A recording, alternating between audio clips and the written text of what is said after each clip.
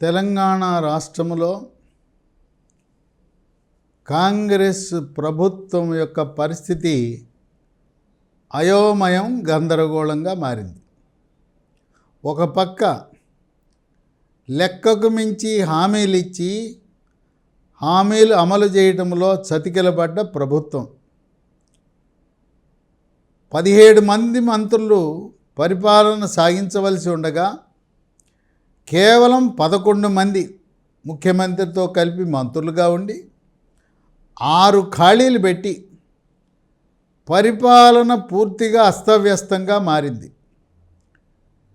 శాఖలన్నీ గుట్టలు గుట్టలుగా ఉండటం వల్ల అవి ఉంటాయో ఊడతాయో తెలవక అధికారులు కూడా ఇప్పుడున్న మంత్రి మనకు శాశ్వతమైన మంత్రా తాత్కాలికమైన మంత్రి అనే ఆలోచనలో అధికారులు ఉన్నతాధికారులు కూడా వాళ్ళ ప్రవర్తన ఉన్నది. ఇక ప్రదేశ్ కాంగ్రెస్ కమిటీ అధ్యక్ష పదవి రేవంత్ రెడ్డి గద్దెనెక్కిన తర్వాత ఎవరికో మరొకరికి ఇవ్వాలనే ఆలోచన ఉంటే పిసిసి కూడా కొలిక్కి రాలేదు. హైకమాండు రేవంత్ రెడ్డిని 6 నెలల కాల వ్యవధిలో 17 సార్లు ఢిల్లీకి పిలిచారు. అంటే తెలంగాణ ప్రజల యొక్క ఆత్మగౌరవాన్ని ఢిల్లీలో తాకట్టు పెట్టినట్టుగా తెలంగాణ ప్రజలు భావిస్తున్నారు.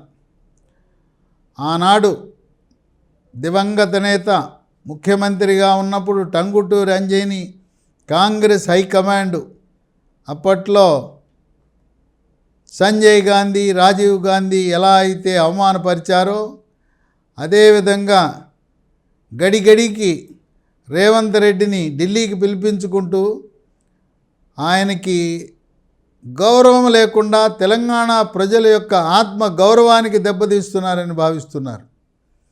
హైకమాండ్ అయితే గ్రీన్ సిగ్నల్ ఇచ్చింది.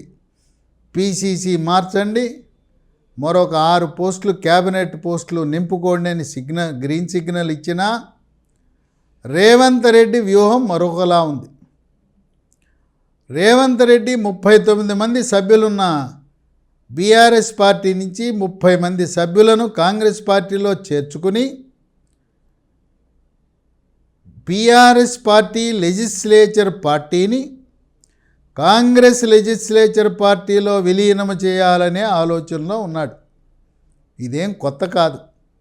కేసీఆర్ 2014లో 2018లో అధికారంలోకి వచ్చిన తర్వాత ఆనాడు తెలుగుదేశం పార్టీ లెజిస్లేచర్ పార్టీని కాంగ్రెస్ లెజిస్లేచర్ పార్టీని ఏ విధంగా అయితే టీఆర్ఎస్ లెజిస్లేచర్ పార్టీలో విలీనం చేశాడో అదే బాటన నీవు నేర్పిన విద్యే నీరజాక్ష అనే బాటలో అదేవిధంగా త్వరలో బీఆర్ఎస్ పార్టీ లెజిస్లేచర్ పార్టీని కాంగ్రెస్ లెజిస్లేటివ్ పార్టీలో విలీనం చేసిన తరువాతనే క్యాబినెట్ విస్తరణ పిసిసి నియామకం జరుగుతుందనే ఊహాగానాలు ఉన్నాయి. త్వరలో బడ్జెట్ సమావేశాలు జరగాలి.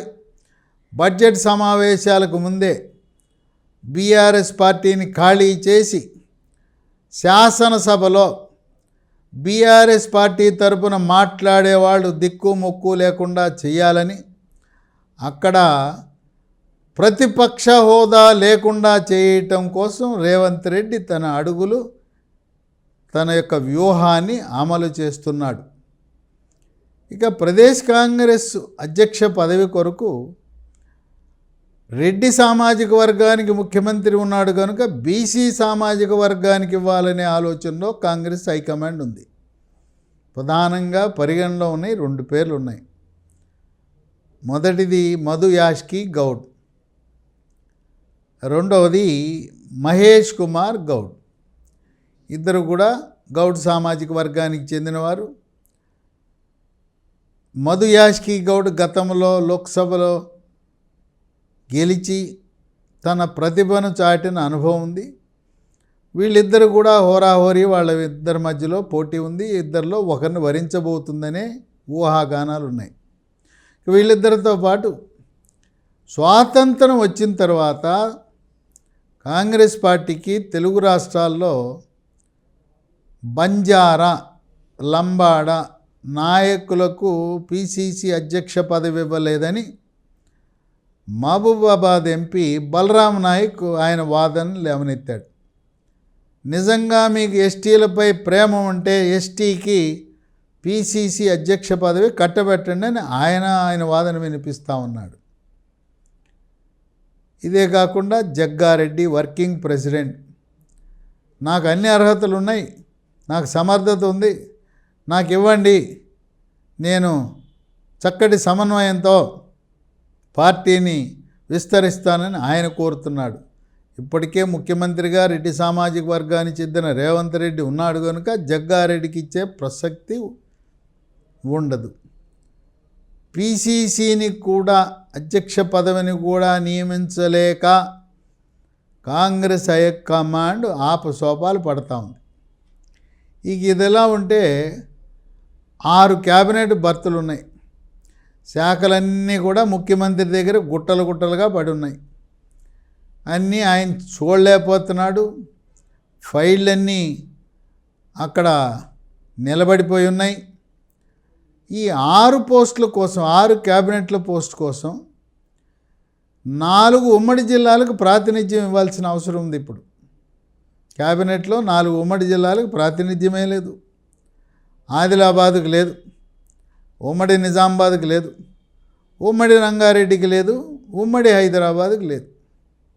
అయితే రేవంత్ రెడ్డికి ఆయన తనతో తెలుగుదేశం పార్టీలో కలిసి పనిచేసిన వారికి అధిక ప్రాధాన్యత ఇచ్చి రేవంత్ రెడ్డి మార్కు క్యాబినెట్ని ఏర్పాటు చేయాలనే ఆలోచనలో ఉన్నాడు.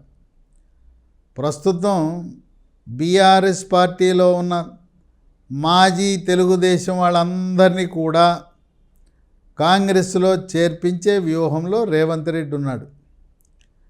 ఆ బీఆర్ఎస్ పార్టీ నుంచి పార్టీ మారి వచ్చిన ఇద్దరిలో ఒకరికైనా కనీసం క్యాబినెట్లో అవకాశం కల్పించాలనే ఆలోచనలో ఉన్నాడు. హైదరాబాద్ నగరానికి ప్రాతినిధ్యం వహించాలి. హైదరాబాద్ నగరంలో గట్టి నాయకత్వ లక్షణాలు కలిగింది దానం నాగేందర్. దానం నాగేందర్కి హైదరాబాదు సిటీకి ప్రాతినిధ్యం వహించే విధంగా ఆయనకి మంత్రి పదవి ఇవ్వాలని ఆయన ఈ మధ్యకాలంలో బీఆర్ఎస్లో గెలిచి బీఆర్ఎస్ నుంచి కాంగ్రెస్కి వచ్చి కాంగ్రెస్ పార్టీ తరపున సికింద్రాబాద్ లోక్సభ పోటీ చేసి ఓటమి చెందాడు. అట్లాగే ఎస్సీ సామాజిక వర్గానికి చెంది ఉప ముఖ్యమంత్రిగా పనిచేసి సీనియర్ నాయకుడు మాదిగ సామాజిక వర్గానికి చెందిన కడియం శ్రీహరికి కూడా అవకాశం కల్పించాలని రేవంత్ రెడ్డి సంకల్పం. వీళ్ళిద్దరికీ అవకాశం ఇవ్వాలని రేవంత్ రెడ్డి భావిస్తున్నా కనీసం ఇద్దరిలో ఒకరికైనా మంత్రి పదవి ఇవ్వాలనే ఆలోచనలో ఉన్నాడు. ఇక కులాల వారీగా ఆశావహులు ఇప్పుడు ఇవ్వాల్సిన వాటిలో 2 రెడ్డి సామాజిక వర్గానికి ఇవ్వాలి, ఒకరికి వెలమ సామాజిక వర్గానికి ఇవ్వాలి, ఒకరు బీసీకి, ఒకరికి ఎస్సీ, ఒక ఎస్టీకి ఇవ్వాలనే ఆలోచనలో ఉన్నారు. ఇక జిల్లాల వారీగా చూస్తే ఆదిలాబాద్ జిల్లాలో, ఉమ్మడి ఆదిలాబాద్ జిల్లాలో సీనియర్ నాయకుడు మాజీ మంత్రి సుదర్శన్ రెడ్డి పేరు వినపడతా ఉంది. వివాదరహితుడు, ఆయన పార్టీ మారకుండా కాంగ్రెస్లోనే కొనసాగాడు. ఇక ఉమ్మడి ఆదిలాబాదులో ఇక్కడ 2 పోటీ పడుతున్నారు. ఒకరు ప్రేమ్ సాగర్ రావు, కష్టకాలంలో పార్టీకి అండగా నిలిచిన ప్రేమ్ సాగర్ రావు. మరొకరు రకరకాల పార్టీలు మారి వచ్చి టీఆర్ఎస్, కాంగ్రెస్, బీజేపీ, మళ్ళీ కాంగ్రెస్, గడ్డం డాక్టర్ వివేక్. డాక్టర్ వివేక్ శాసనసభకు గెలిచాడు, ఆయన కూడా మంత్రి పదవిని ఆశిస్తున్నాడు. గడ్డం వివేక్ కుటుంబంలో సోదరుడు వినోద్, తర్వాత తన కుమారుడు ఎంపీ, ఈ విధంగా ఆ కుటుంబంలో ఇప్పటికే 3 పదవులను అనుభవిస్తూ ఉన్నారు. ఆయన కూడా ఆశిస్తున్నాడు. ఇంకా వీరితో పాటు వెలమ సామాజిక వర్గానికి చెందిన మదన్మోహన్ రావు ఎర్రబెల్లి దయాకర్రావుకు అల్లుడు అవుతాడు. ఈయన ఇతర దేశాల్లో ఐటీ రంగంలో చక్కటి అనుభవాన్ని గడించాడు. ప్రవాస భారతీయుడు. ఆయన క్యాబినెట్లోకి వస్తే ఐటీ శాఖ శ్రీధర్ బాబు నుంచి తీసి మదన్మోహన్ రావు వెలమ సామాజిక వర్గానికి ఇవ్వాలనే ఆలోచన కూడా ఉంది. ఇక రెడ్డి సామాజిక వర్గానికి వస్తే ఉమ్మడి రంగారెడ్డి జిల్లాలో ఇద్దరు పోటీ పడుతున్నారు. ఒకరు ఇబ్రహీంపట్నం మల్రెడ్డి రంగారెడ్డి, పరిగి నియోజకవర్గం నుంచి సీనియర్ టి రామ్మోహన్ రెడ్డి. వీళ్ళిద్దరూ కూడా పోటీ పడుతున్నారు. ఇక ఎస్టీ నియోజకవర్గం దేవరకొండ నుంచి బాలు నాయక్ కూడా మంత్రివర్గంలో స్థానం ఆశిస్తున్నాడు. ముదిరాజు సామాజిక వర్గం నుంచి ముప్పు ముంచుకొస్తుందని గమనించిన రేవంత్ రెడ్డి మనం ముదిరాజు సామాజిక వర్గాన్ని విస్మరిస్తే ఈటెల రాజేందర్ సునాయాసంగా 2028 ఎన్నికల్లో ఆయన బీజేపీని గెలిపించి ముఖ్యమంత్రి అవుతాడనే భయంతో మక్తల్ నియోజకవర్గం నుంచి గెలిచిన ముదిరాజు సామాజిక వర్గానికి చెందిన శ్రీహరి ముదిరాజుని మంత్రివర్గంలో తీసుకోవాలనే ప్రతిపాదన రేవంత్ రెడ్డి హైకమాండ్ ముందు ఉంచటం అనేది ఒక విశేషం.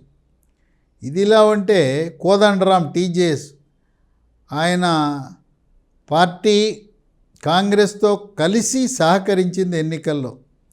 రాహుల్ గాంధీతో చర్చించారు, మల్లు రవితో కలిసి చర్చించిన తర్వాత కోదండరామరెడ్డిని కూడా క్యాబినెట్లో తీసుకుంటే ఆయన హైదరాబాద్ నగర ప్రతినిధిగా నగర మంత్రిగా ఉంటాడనే ఆలోచన కూడా ఉంది.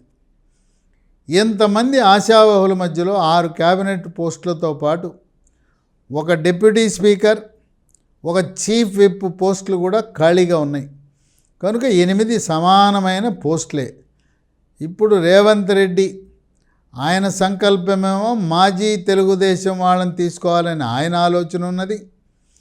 కాంగ్రెస్ హైకమాండ్ రేవంత్ రెడ్డిని నమ్మటంలా ప్రతిదానికి పక్కన బట్టి విక్రమార్కని పంపుతున్నారు, కూర్చోబెడుతున్నారు. ఎక్కడికి చర్చలకు వెళ్ళినా రేవంత్ రెడ్డి, బట్టి విక్రమార్క మీరిద్దరూ వెళ్ళాలనే హుకుం జారీ చేయడం జరిగింది. ఇటువంటి పరిస్థితుల్లో తెలంగాణ రాష్ట్రంలో కాంగ్రెస్ పార్టీ వాళ్ళిచ్చిన అబద్ధపు హామీలు, ప్రజలను మోసపుచ్చే హామీలు ఇచ్చి అమలు చేయటంలో చతికిలపడి ఎలా ఏదో రకంగా కుంటి సాకులు చెప్పి కాలయాపన చేస్తూ కనీసం పిసిసి అధ్యక్షుని కూడా నింపలేని పరిస్థితి. అలాగే 6 క్యాబినెట్ పోస్టులు ఖాళీగా ఉండటం వల్ల పరిపాలన గాడి తప్పి కుంటుపడి ఫైళ్ళు గుట్టలుగా ఉన్న తరుణంలో తెలంగాణ ప్రజలు మాకు చక్కటి పరిపాలన కావాలని కాంగ్రెస్ పార్టీని గెలిపిస్తే ఈ రోజున మా ఆశలు అడియాశలని భావిస్తున్నారు. తెలంగాణ రాష్ట్రంలో బీఆర్ఎస్ పార్టీ పూర్తిగా పతనమై ఇక మళ్ళీ కోలుకుని పుంజుకునే పరిస్థితి లేదు.